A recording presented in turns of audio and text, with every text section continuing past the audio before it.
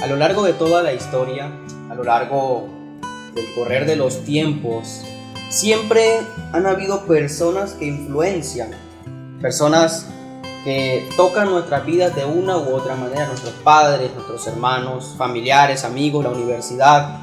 Hay muchísimas cosas que influencian en la vida de una persona, pero hay personas que han logrado marcar una diferencia en la historia. Nadie, absolutamente nadie, tuvo tanta influencia como Jesús.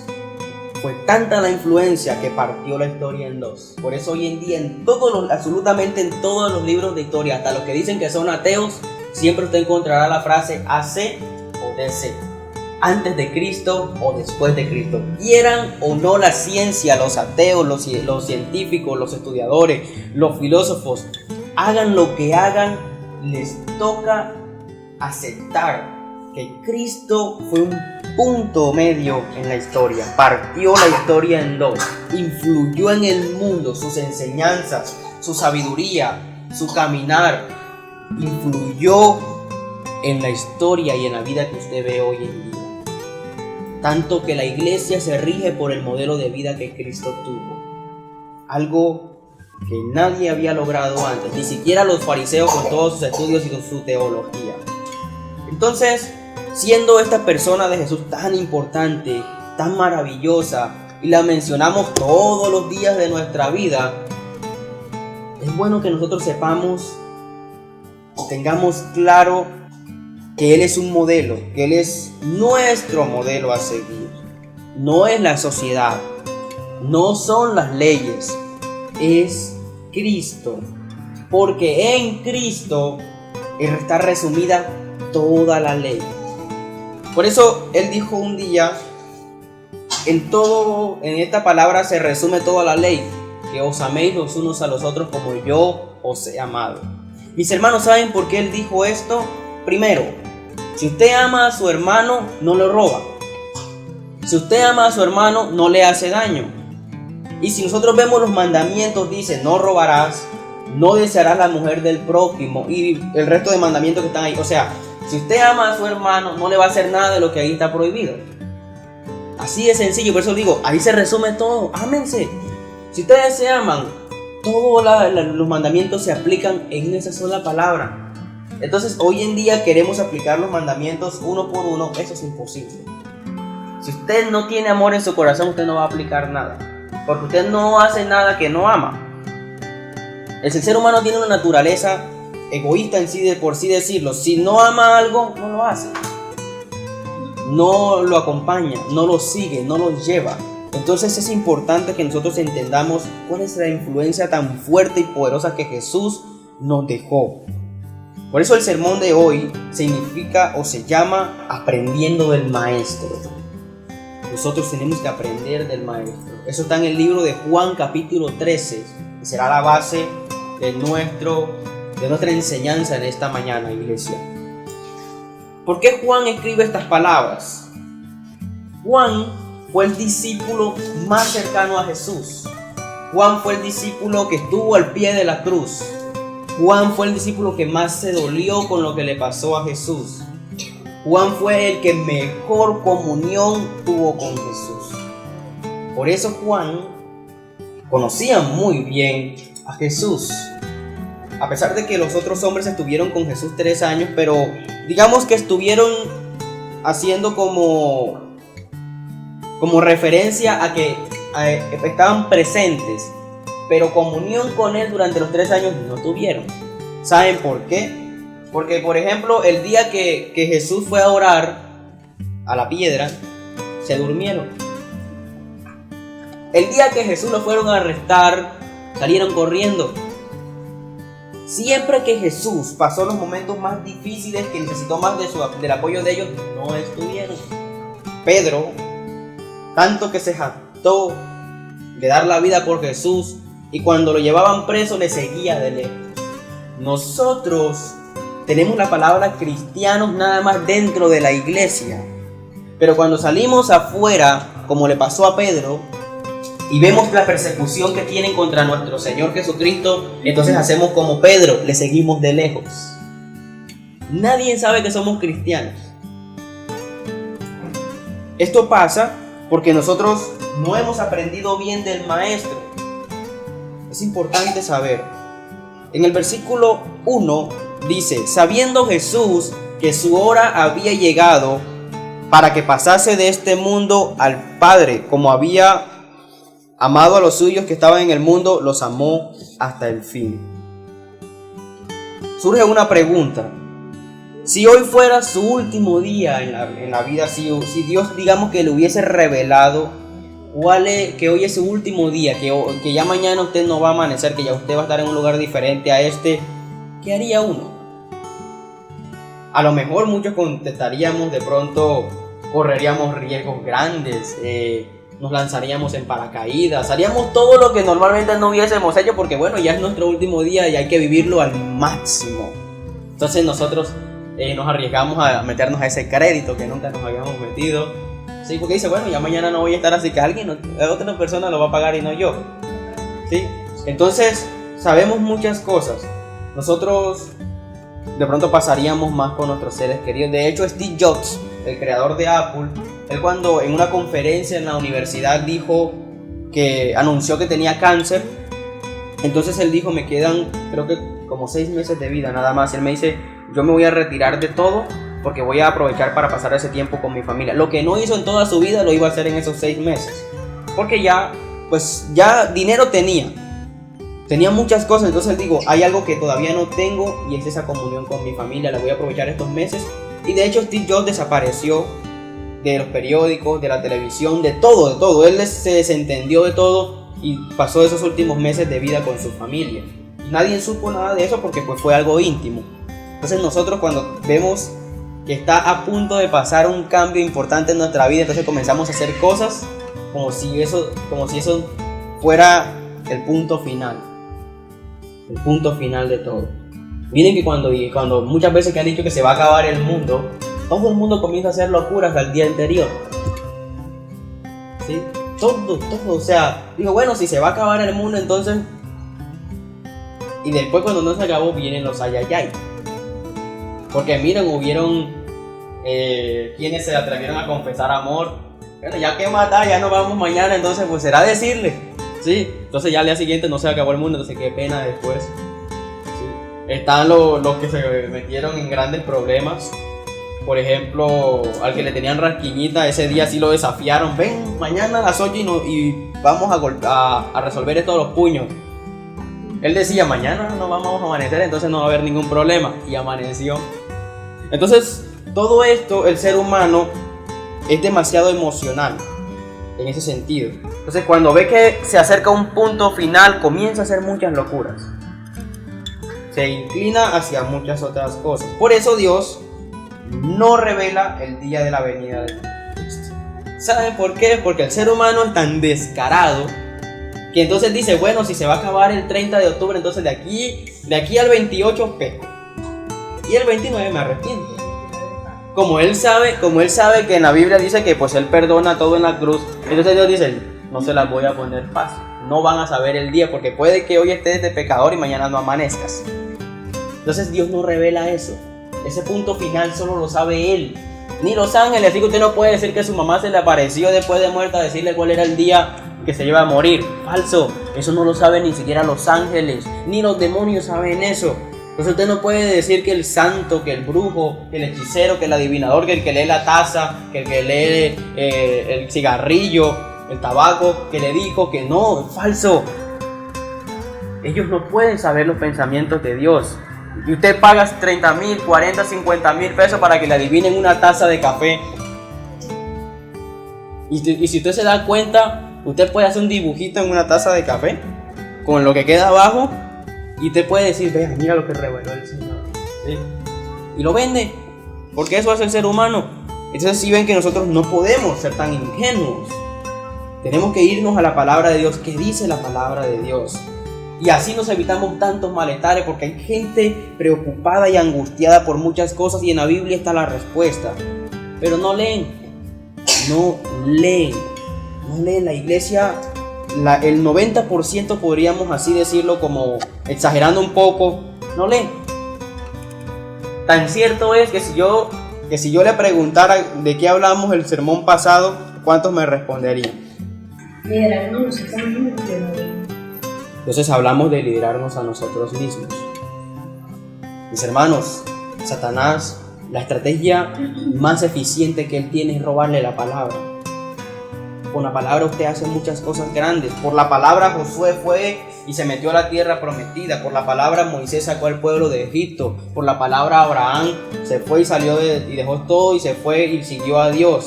Por la palabra los grandes hombres han tenido victoria. Por eso Satanás no quiere que usted conozca la palabra. Porque una persona ignorante es fácil de manipular. Una persona estudiada no. Por ejemplo, yo tenía una profesora que me decía, mi esposo, él no le gusta entrar en discusiones, a menos de que él ya haya leído sobre el tema. Si él no ha leído sobre el tema, él no entra en discusiones porque desconoce, porque no le gusta perder. Entonces, como no le gusta perder, él no se mete en una discusión que la va a perder porque no ha leído. Entonces, él es una persona que lee mucho. Esa es una persona inteligente.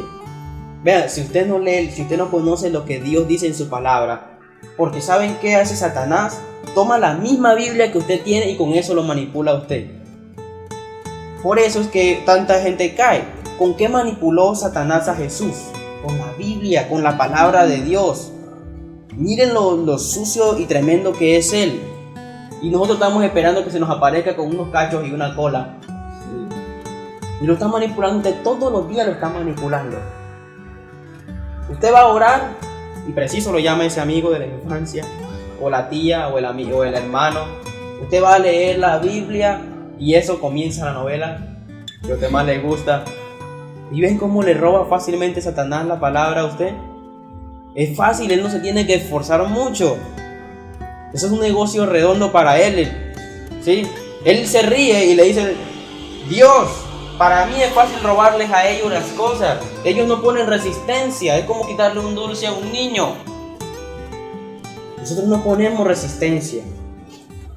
¿Por qué Satanás? Pero con Jesús no pudo hacer lo mismo, porque Jesús conocía muy bien la palabra. Y como la conocía muy bien, resistió y le tocó huir. Miren, nosotros seguramente no pensaríamos, y es muy triste lo que les voy a decir. Yo voy a hacer un sondeo breve. ¿Qué haría usted? Respóndame una o dos personas. ¿Qué haría usted si fuese su último día de vida? Por ejemplo, Viviana. Algo, una actividad que se te venga a la mente de pronto. Pasar todo el día con tu familia. Kelly. Una actividad que se te ocurra para tu último día de vida. Podemos hacer algo que me ha gustado hacer pero que nunca me ha atrevido. Por ejemplo, saltar en un lugar muy alto. Bueno, miren por qué les hice la pregunta. Nosotros nunca respondimos, vamos a lavar los baños de la iglesia, vamos a hablar con los pastores, vamos a pasar el tiempo en oración. Bueno, ya es mi último día, que al menos el Señor me coja orando. Vamos a servir. Alguien dice eso. Todo el mundo se olvida de Cristo ese día. Todo es la familia, el dinero, los negocios, pero nada, Cristo ni por ahí. La iglesia. Mira que el Señor le dijo algo a una mujer. Jesús le dijo, vendrá el día cuando ni en Jerusalén ni en los otros lugares se esté adorando. Es decir, el día que Jesús venga, no es precisamente las iglesias las que van a estar llenas. Entonces Jesús ya conoce muy bien el corazón del ser humano. Él sabe lo que van a hacer. Nosotros, Jesús nos dejó un ejemplo muy grande de humildad, de servicio, de amor, de paciencia, de propósito, cualidades necesarias para un liderazgo espiritual, y que en esta oportunidad nosotros vamos a analizar. Como primer punto de la enseñanza de hoy, tomando la vida de Juan, tomando la vida de estos hombres, déjate lavar los pies. Una enseñanza de las mejores que nuestro Señor nos ha dado. Dice el versículo 6. Entonces vino a Simón Pedro y Pedro le dijo, Señor, ¿tú me vas a lavar los pies? Y respondió Jesús y le dijo, lo que yo hago, tú no lo comprendes ahora, mas lo entenderás después. Pero le dijo Pedro: no me vas a lavar los pies, jamás. Jesús le respondió: si no te lavaré yo los pies, no tendrás parte conmigo. Resulta que en Israel lavar los pies era una costumbre porque todos andaban en sandalias. No habían baldosas, no habían carreteras pavimentadas, por lo tanto siempre los pies estaban llenos de polvo. Entonces cuando entraban a la casa, como los judíos, ellos aman mucho la parte de las alfombras. Usted entra a la casa de un judío y encuentra que el piso tiene alfombras finísimas. Por eso usted ve que el judío generalmente cuando entra a un aposento o a un lugar se quita los zapatos. Porque es que la alfombra que usted está viendo allí es muy costosa para que se ensucie. Entonces ellos se lavaban los pies al entrar, se quitaban las sandalias y entraban descalzos. Cuando el Señor le dice a Moisés: quítate tu calzado porque estás en un lugar santo, no era precisamente que ahora nosotros tenemos que entrar a la iglesia descalzos. No, lo que pasa es que eso tipificaba contaminación. Por eso que entonces Moisés se lo quitó, porque él sabía lo que significaba para el pueblo de Dios quitarse las sandalias. Ahora no es que, pastor, bueno, yo el próximo domingo vengo y me quito las sandalias y todo el reguero de sandalias aquí en la entrada de la iglesia. Entonces nos toca comenzar a hacer colecta para regalarle polvo de pies a todo el mundo, ¿sí? No, mis hermanos, eso tipifica que nosotros debemos estar limpios en la presencia de Dios para que pueda fluir en nosotros. Miren, tenemos un privilegio grande. Antes, si usted entraba contaminado al lugar santísimo, moría inmediatamente. Hoy en día el Señor le permite a usted entrar al lugar santísimo, pero si usted entra contaminado, no siente su presencia. Hoy en día usted no va a morir, así que va a descender fuego del cielo y lo va a consumir y va a quedar hecho un montón de cenizas ahí. No, pero si usted entra con el corazón contaminado delante de Dios, no va a sentir su presencia. El Espíritu Santo le va a pasar a usted por al lado y no lo va a sentir. Hay gente que llega a la iglesia y sale triste porque yo no sentí nada. Y le echan la culpa al grupo de alabanza, al pastor. El pastor hoy no estuvo espiritual. No, la presencia de Dios es individual. No depende del pastor que esté aquí. No depende del grupo de alabanza. Depende de usted. Acordémonos que Pablo, cuando estuvo en la cárcel, entró a la presencia de Dios. Ahí no había grupo de alabanza. Ahí no había pastor. No había nadie. Estaban él y estaba otro allí en la cárcel solos y encadenados como para decir que se iban a poner a aplaudir. ¿Cómo entraron esos hombres a la presencia de Dios? Con un corazón limpio, con un corazón sincero delante de Dios. El Señor sabe todo lo que usted hace en los secretos. Todo. Cuando usted entra a su casa, a su habitación y cierra la puerta, el Señor está viendo todo lo que usted está haciendo allí. Por eso cuando usted viene aquí, el pastor no lo sabe, pero Dios sí. Entonces Dios dice: no. Y esto tenemos que tenerlo muy claro. Entonces nosotros debemos dejarnos lavar los pies. Este acto era realizado por la servidumbre de la casa, nunca por el señor de ella. Es decir, nunca se vio en Israel al dueño de la casa lavándole los pies a los invitados. Eran los servidores los esclavos que estaban a su servicio. Por eso Pedro le dijo al Señor: no me vas a lavar los pies, porque eso era una labor de un siervo. Por eso Jesús le dijo: lo que yo estoy haciendo no lo vas a entender tú ahora, pero lo vas a entender después. Estaba hablando de servicio, estaba hablando de humildad. Y después le dice: Pedro, si tú no te dejas lavar los pies, no vas a tener parte conmigo. Si usted no se deja ministrar de parte del Señor, usted no tiene nada que hacer en la vida espiritual. Usted está sentado allí calentando la silla, como dice uno en la universidad y en el colegio, porque no está metido en el propósito.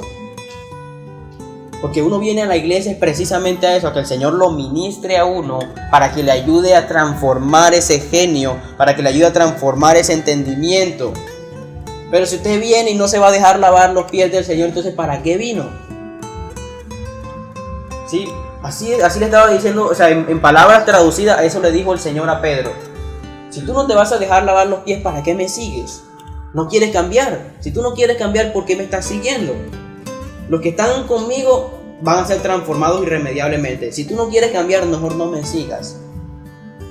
Si usted quiere ir a una iglesia, pero su intención no es cambiar de vida, no vaya. No vaya porque allá se va a estrellar de frente con la verdad. Allá le van a decir la verdad a usted. Allá el Espíritu Santo le va a hablar y le va a decir: estás haciendo esto, esto, esto y esto. Entonces la gente sale de la iglesia brava porque todo lo que dijo el pastor le cayó. Y eso pasa. Porque hay una resistencia. Miren, pregúntenle a un bebé si le agrada que lo metan a la ponchera con el agua. ¿Sí? Vea, eso gritan. Porque no es, o sea, para ellos no es agradable que lo restrieguen, que le echen jabón, que lo zarandeen, que lo molesten. A ellos les encanta estar acostados en la cuna, relajados. Así somos nosotros con la presencia de Dios. A nosotros nos agrada ir a la iglesia y que nos alaben. Pero cuando vamos a la iglesia y nos dicen la verdad, entonces nos talla. Yo recuerdo que en los tiempos antiguos, antes había algo que llamaban estropajo. ¿Sí? Que era cuando uno visitaba a la abuela, entonces la abuela lo bañaba a uno con el... Venga para darle en las rodillas con el estropajo para que se le quite el mugre y en los codos, y eso dolía. Pero ¿saben algo? Eso hoy en día yo lo entendí. Era para que uno quedara... Y efectivamente sí uno quedaba limpiecito. El Señor le toca a usted... Vea, el Señor muchas veces ni siquiera le toca con estropajo. Vea, está tan grave el corazón que ya le toca con cepillo de hierro. Ya, por eso duele. Yo les decía en una prédica, el alfarero le sube la llama al fogón dependiendo de la dureza del barro. Si usted tiene un corazón sensible a la voz de Dios, entonces la llama es bajita. Pero si usted tiene un corazón duro, le toca con fogón industrial. ¿Sí? Un fogón industrial alcanza más o menos unos 1000 grados. Por allí más o menos. En algunos modelos. Entonces usted imagínese estar metido en 1000 grados de temperatura. Si usted no aguanta 38, que estamos más o menos en Valledupar, 39, 40 que sube a veces, usted imagínese estar en 1000. Pero eso le toca hacerlo al Señor. ¿Por qué? Porque su corazón se ha endurecido. Y se ha endurecido de tal manera que a Él le toca procesarlo. Uno ve en cosas cotidianas en los procesos de parte del Señor. Cuando la carne está dura, la meten a la olla a presión. ¿Sí? Y a veces la meten 2 veces en la olla a presión porque está muy dura, entonces le toca meterla 2 veces. Así vive usted. Cuando usted llega por primera vez a la iglesia, el Señor lo mide. Vamos a ver qué tan duro está, entonces lo puya. No, está suavecito, ahorita vamos a tratarlo suave. Entonces usted vive unos procesos relativamente suaves. Pero si usted viene con una dureza en el corazón muy fuerte, entonces el Señor le toca... Ya se arma, entonces el Señor abre su caja de herramientas y saca el cepillo de hierro, el estropajo, el fogón. Yo recuerdo que yo dejé de ir al odontólogo porque yo veía la mesita del odontólogo a la izquierda, esas punticas que eran así, y el famoso ese. Ya cuando escuchar eso, ya uno tenía para salir corriendo de la oficina. Entonces yo me sacaba los dientes yo mismo.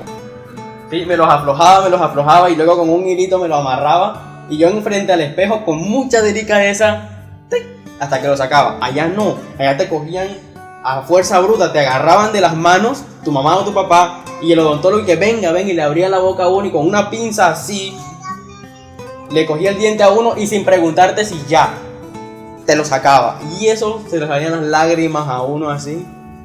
Entonces debería uno pensar en eso antes de ponerse duro con el Señor. ¿Sí? Uno debería acordarse del odontólogo y de las herramientas del Señor. Vean, las del Señor son peores. Porque esas van directo al corazón. De Él mana la vida. Entonces el Señor tiene que usar herramientas muy fuertes. Por eso el Señor nos está diciendo: déjate lavar los pies. No te pongas como Pedro Canzón. De que no me lo vas a lavar, Señor, no me lo vas a lavar. Hay mucha gente, 20, 30 años en la iglesia, que no se han dejado lavar los pies. Es decir, no se han dejado quitar esa impureza que le permite llegar a la presencia de Dios. Eso es muy complejo, pero el Señor les está diciendo: iglesia, yo necesito que ustedes se laven los pies. Déjenme lavar los pies. Eso es hasta rico, porque a nosotros una vez en un drama nos tocó hacer esa parte del lavatorio de los pies y eso es hasta chévere que a uno le laven los pies. ¿Sí? Se siente rico que le enseñen a uno los pies, que le limpien, ¿sí? Que cuando uno va a los salones de belleza, que uno como hombre es muy poco vanidoso en ese sentido. Pero a veces uno le toca ir por arreglarse las uñas y uno se siente como chévere que a uno lo necesite. Miren, yo un día fui a un salón de belleza en Barranquilla a cortarme el cabello y esa muchacha me atendió, eso me cortó el cabello, me lavó el cabello, eso me dijo, mírame, yo te tengo una mascarilla para la cara, eso me echó mascarilla, me acostó en la silla así. Imagínense, ¿cómo va a querer uno salir? ¿Sí? No, pero es que quedaba cerca de la casa, no había necesidad. Entonces, miren lo chistoso que es. Cuando yo vi esa atención de esa mujer, yo dije, Señor, yo quiero una esposa así. Porque uno quisiese tener a su lado o estar rodeado, así no sea la esposa, sino de pronto un hermano, tu mamá. Por eso estar así de personas que te consienten, que saben lo que te gusta. Y entonces eso te hace sentir bien. El Señor es así. Por eso Él se ciñó con un cinto, tomó una ponchera, mojó una toalla y comenzó a lavarle los pies. ¿Por qué? El Señor sabía lo que ellos necesitaban, que ellos tenían que ser limpios, que ellos tenían que ser quitados de esas impurezas. El Señor quería hacer eso con ellos, quería consentirlos. El Señor montó un spa ese día allí cuando estaban todos reunidos. Entonces, miren que nosotros a veces vamos a lugares y alguien nos quiere consentir y nosotros somos renuentes. Nuestro esposo, nuestra esposa nos quiere consentir y nosotros renuentes a eso. Orgullosos, arrogantes. Y después pregunta que por qué su esposo se aburre. Porque mientras usted le hace el feo por estar viendo la novela, la vecina sí le pica el ojo desde la ventana. Mientras usted está allá perdida por allá, no se pone, usted anda con esas batas matapasión y todo eso, está la vecina con el short, sentada en la puerta y con las piernas cruzadas así de lado para que el vecino tenga mejor visión. ¿Sí? Entonces la vecina calcula a qué hora sale el vecino para el trabajo y se parquea en la puerta a barrer con el short. Qué casualidad que siempre que el vecino sale a las 7 de la mañana está la vecina barriendo la puerta. No la barre a ninguna otra hora sino a las 7 de la mañana. Y la esposa ni se levanta de pronto a despedirlo. Entonces sí ven que nosotros muchas veces el Señor quiere hacer cosas hermosas con nuestra vida, queriéndonos consentir, queriendo darnos lo mejor y nosotros renuentes y arrogantes. Hace citas con nosotros todos los días. El Señor nos monta spa todos los días para consentirnos y nosotros ni vamos. Y es gratis. Yo veo que las mujeres mínimo en una ida al salón de belleza están ganando como 100,000 pesos. Con cabello, con las uñas y todo eso por muy barato. ¿Sí? Y con el Señor... No me diga eso, mi hermano, porque me preocupa. Nosotros muchas veces pagamos por cosas y nos duele sacar dinero del bolsillo para eso. Y con el Señor todo lo tenemos gratis. Y nosotros no vamos a las citas con Él. Nosotros lo dejamos siempre esperando, lo despreciamos. Pedro le estaban ofreciendo lavarle los pies gratis. Y le dijo, no Señor, tú jamás me vas a lavar los pies a mí. Usted no haga eso con el Señor. No haga eso con el Señor. Porque va a haber un día, dice la Biblia, en que no va a poder ser hallado. Va a haber un día en que ya no habrá tiempo. No va a haber ni siquiera su palabra. Entonces no esperemos a que llegue ese día. No esperemos a que se nos vaya el esposo de la casa o la esposa. No esperemos hasta que las personas que nos aman y nos valoran y nos quieren consentir se vayan del lado de nosotros. Dejemos que nos laven los pies. Dejemos que nos laven el alma y el corazón, porque hay personas que vienen con muy lindas intenciones, que de pronto saben que hemos sufrido mucho y vienen con la intención de brindarnos algo diferente, y nosotros somos orgullosos. Y a nosotros nos gusta estar con el que nos da duro. Porque hoy en día hay un término muy famoso que se llama la friendzone. ¿Quiénes son los de la friendzone? Yo no había entendido hasta que me puse a investigar y resulta que la friendzone está constituida por aquellos amigos que fueron rechazados. Es decir, ese amigo de toda la vida que siempre ha estado ahí llorando contigo, hablando contigo, reemplazado por ese otro chico desconocido que da tristeza pero muchas veces golpea a la mujer. Entonces el de la friendzone es el amigo, a pesar de que la ama, la respeta, la valora, le da siempre lo mejor de sí, pero el otro es un guache, pero ella quiere estar con el que le da duro. Entonces los demás están en la friendzone. Y yo estuve ahí un tiempo. A mí me tocó esa parte y yo sé lo que se siente eso, porque mientras yo veía como la persona que yo tanto quería y como tanto aconsejaba y tanto pero uno siempre es el paño de lágrimas. Uno puede hacer lo que sea, pero siempre que esa personita viene llorando, uno está ahí. Cuando a mí me llamaba esa personita, yo estaba ahí, a pesar de que me daba piedra de que ella se dejara tratar mal. Y lo más triste es que uno se ilusiona, porque cuando uno sabe que termina con el novio, entonces uno se ilusiona y uno quiere como que estar pendiente para ver si de pronto, y no, tampoco, porque después viene y le para bolas a otro y uno otra vez a la friendzone. Y así tenemos al Señor en la Cristo Son, porque nosotros, el Señor está pendiente siempre de nosotros y nosotros lo tenemos allá, parándole bola mejor a Satanás, que nos da duro, que nos pone problemas, que nos quita lo que tenemos, que nos hace llorar, que nos hace sufrir, y a Cristo lo tenemos en la Cristo Son. Allí lo tenemos parqueado allá, como un amuleto de la buena suerte, porque cuando entonces estamos en diversas dificultades, allí sí vamos allá a pedirle que nos ayude. Pero cuando estamos en la buena, no nos acordamos de que Él existe. Eso está pasando, y es un paralelo muy, muy triste, pero eso está pasando, ¿sí? Sin embargo, nosotros nos hemos acostumbrado a caminar con los pies sucios. Mira, uno ve a los niños chiquiticos. Antes pues no habían tantas carreteras como hoy en día, entonces antes los niños andaban con los pies descalzos y llegaban con esos pies negros, ¿sí? Y para ellos eso no era molesto. Entonces ellos se acostumbraron a caminar. Nosotros nos hemos acostumbrado a caminar con los pies sucios, llenos. ¿Qué significan los pies sucios? Llenos de soledad, llenos de rencor, de resentimiento, de amargura, llenos de odio y de muchas cosas más. Esos son los pies sucios que el Señor no quiere en su iglesia. Esos son los pies sucios que usted se tiene que dejar allí cuando entra aquí. El odio, la amargura. Miren, no hay nada en estos momentos que le haga más daño a la iglesia, al cuerpo de Cristo, que la murmuración, que la envidia, que la contienda. Eso es fatal. Porque hay pecados que son personales, que son suyos. Y ustedes se meten en problemas usted con Dios. Pero hay otros que le hacen daño al cuerpo de Cristo. Si usted se pone a pelear en la iglesia, usted se tira el ambiente espiritual de la iglesia. Entonces, si usted pone en discordia a otros hermanos, usted hace que se sienta un ambiente pesado en la iglesia.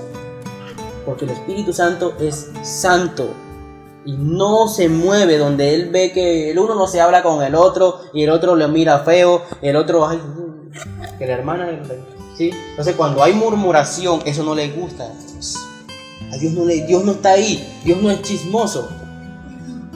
Él no es chismoso, entonces a Él no le gusta ese ambiente. Yo imagino al Espíritu Santo entrando a una iglesia y encuentra que la hermana Juana no se habla con la hermana Camila, porque la hermana Camila tiene un novio que a ella le gusta. Entonces el hermano Andrés le tiene rabia al hermano Carlos de la alabanza, que porque él toca la batería bonito y a él no lo han puesto a tocar la batería. Y esto pasa más entre mujeres que entre hombres. Es muy raro que hayan rencillas entre hombres, la verdad. Nosotros los hombres, y lo viví yo, que a veces peleaba con mis amigos y al día siguiente ya estaba andando con ellos como si nada. La mujer no es así. Si no se habla con la vecina, eso es de toda la vida. Eso es de toda la vida. Familias que llevan años sin hablarse. Eso no es de un cristiano. Eso no es de un cristiano. Nosotros tenemos que tener mucho cuidado, mis hermanos, porque nosotros tenemos una responsabilidad y nosotros podemos fisurar el cuerpo de Cristo. Podemos pisotear la sangre que fue derramada en la cruz. Porque ¿para qué murió Cristo en la cruz? Para reconciliar al hombre con Dios. Pero el hombre continúa en la misma pelea y en la misma contienda de todos los días. Y ahora usted pregúntese por qué su vida espiritual está como está. El Espíritu Santo no le va a alcahuetar a usted ninguna contienda. El Espíritu Santo no le va a usted alcahuetear ninguna rencilla ni ninguna murmuración. Entonces nosotros tenemos que tener mucho cuidado. No nos acostumbremos, mis hermanos, a vivir con los pies sucios. Eso es muy delicado. No hagamos como Pedro, no le digamos, Señor, jamás me vas a lavar los pies. Más bien, yo sé que duele, yo sé que los procesos de Dios a veces son un poco tediosos, pero que eso depende de nosotros mismos, ¿sí? Por ejemplo, si usted bañó al niño porque se ensució de barro, y la otra vez se vuelve y se ensucia de barro, y ya la segunda vez el baño viene acompañado de un correazo. Y si él va y se vuelve y se ensucia de barro, entonces ya son 2, 3 correazos. Así hace Dios con usted. La primera vez lo baña bien. La segunda, la lavada de los pies, viene con un piedrazo. La tercera lavada de los pies ya viene con 2 o 3 piedrazos. Cuando viene a ver usted, le tiran todo un cargamento de piedras encima.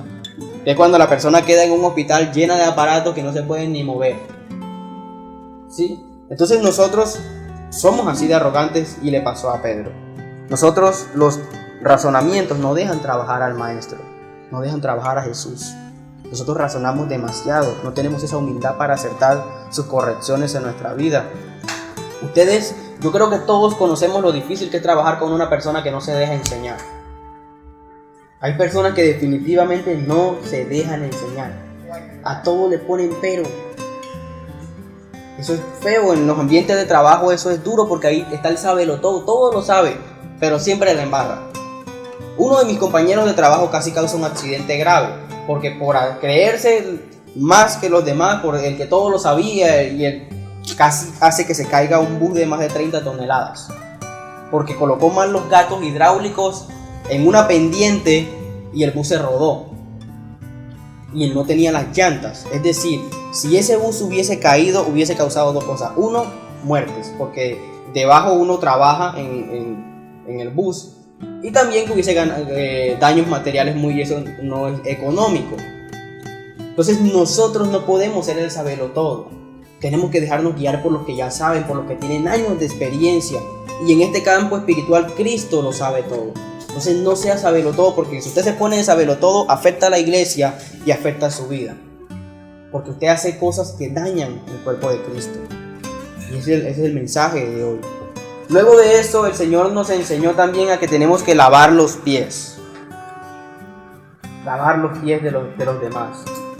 Dice la palabra en el versículo 14: pues si yo, el Señor y el Maestro, les he lavado los pies, también ustedes deben lavarse los pies los unos a los otros. El Señor les dijo: yo les lavé los pies, ahora háganse lo mismo los unos a los otros. Ayúdense los unos a los otros. Sean una iglesia unida, sean hermanos, sean amigos. Pero eso no está pasando en la iglesia, y eso está apagando el poder espiritual de la iglesia, porque Dios solo se manifiesta en la unidad. Si su hogar es un hogar unido, las bendiciones de Dios llegan solas. A Dios le encanta trabajar con los que son unidos. Por eso dice la palabra: donde 2 o 3 estén reunidos en mi nombre, allí estaré yo. Eso no significa solamente para la oración. ¿Saben por qué no es solo para la oración? Porque Dios dijo: un mandamiento nuevo os doy, ámense los unos a los otros. Es decir, como es un mandamiento amarse los unos a los otros, y si usted se ama con su familia, ahí está Él. Pero nosotros hemos pensado por mucho tiempo que eso es solo para la oración. Entonces, si hay 2 orando, ahí está el Señor. O sea, es decir, que el resto del tiempo no. No, si hay armonía en su familia, si hay armonía en su iglesia, ahí está Él. Así no estén orando, porque están cumpliendo un mandamiento que Él mismo dejó. Y Cristo es la palabra. Todo está allí. Entonces nosotros tenemos que lavarnos los pies los unos a los otros, pero los pies espirituales, ¿no? Y los otros que se los laven las demás personas, porque ya eso es algo personal. Eso solo era una enseñanza. Claro, pues, si ustedes se ofrecen a traer una ponchera y aquí a lavarnos los pies entre todos, pues eso lo dejo a su corazón. Pero el Señor quiere que entre hermanos nos apoyemos y seamos sensibles a las necesidades de la otra persona. Y ¿saben algo? No está hablando de dinero el Señor. Porque cuando decimos esta palabra en los púlpitos, las personas piensan: ay, el pastor está queriendo que nosotros le demos plata al hermano. No. El Señor está hablando de las necesidades tanto espirituales como emocionales de la persona. Es decir, si tú ves que tu hermano de repente lo ves triste, lo ves decaído, acércate y pregúntale qué tiene. ¿Necesitas oración? ¿Necesitas un consejo? ¿Necesitas que te escuchen? ¿Necesitas que te visiten? ¿Quieres que salgamos a algún lugar? ¿Qué necesitas? No nos acercamos a preguntarle al hermano qué necesita. De eso está hablando el Señor. Por eso dice: lavémonos los pies los unos a los otros. Oremos los unos por los otros. Tengamos comunión los unos con los otros. Usted no gana nada. Si usted ve una persona triste y le da dinero, no está haciendo nada. Si usted ve una persona mal espiritualmente y le da dinero, usted no está haciendo nada. Por eso el Señor aquí no se refiere al dinero. El dinero hoy en día eso es lo que está en la mente de todas las personas. Y por eso se vuelven egoístas y no ayudan al prójimo. Pero es que la gente no necesita dinero, necesita que haya amor. Amor.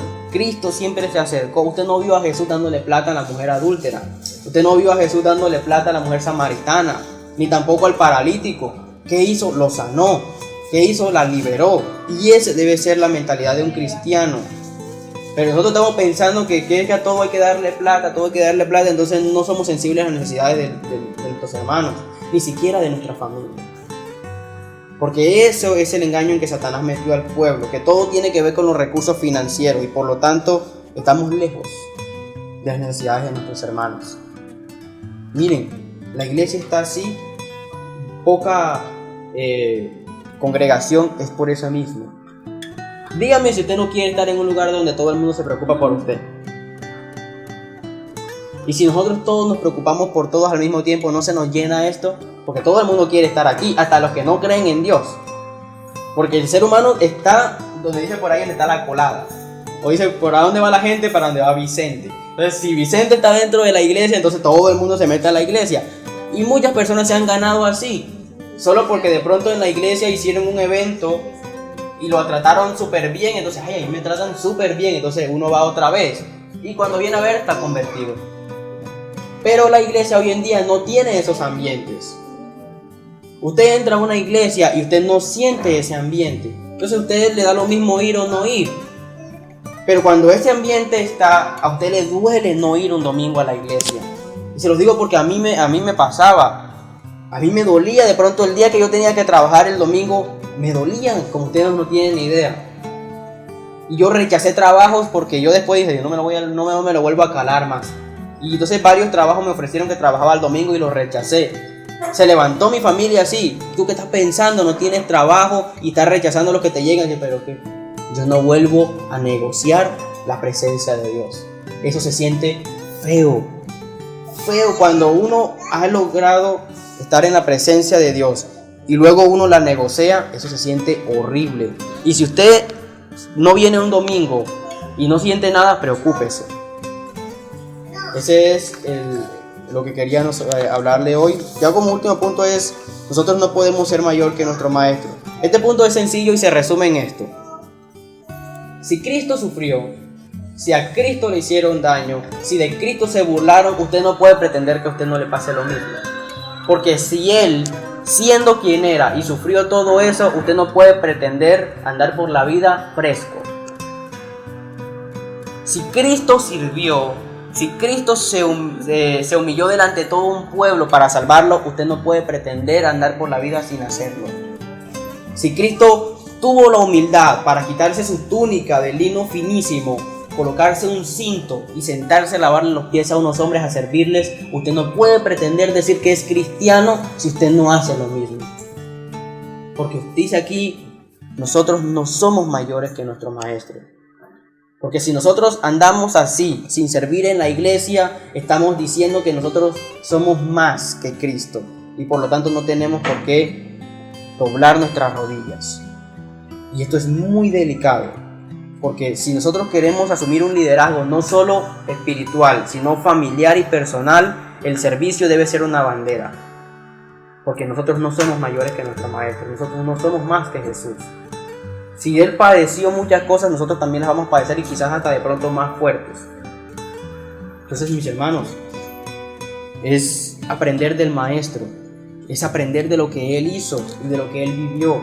Esa es la razón de todo nuestro existir cristiano.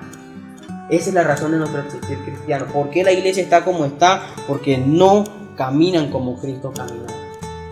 Caminan como todo el mundo, menos como Cristo. Eso es triste. Y esa es la invitación que el Señor hoy les va a estar. Como versículo de conclusión, el versículo 17 dice: ¿entienden esto? Y termina la frase: dichosos serán si lo ponen en práctica. Frase que lo dijo nuestro Señor Jesucristo. ¿Cómo comienza? El proceso comienza sacando todo lo que nos estorba. Luego servimos con nuestro con nuestros talentos, con nuestro testimonio, somos discípulos de Cristo y encontramos ese gozo y esa felicidad en nuestras vidas. Entonces, Dios nos ha llamado a escribir nuestra propia historia.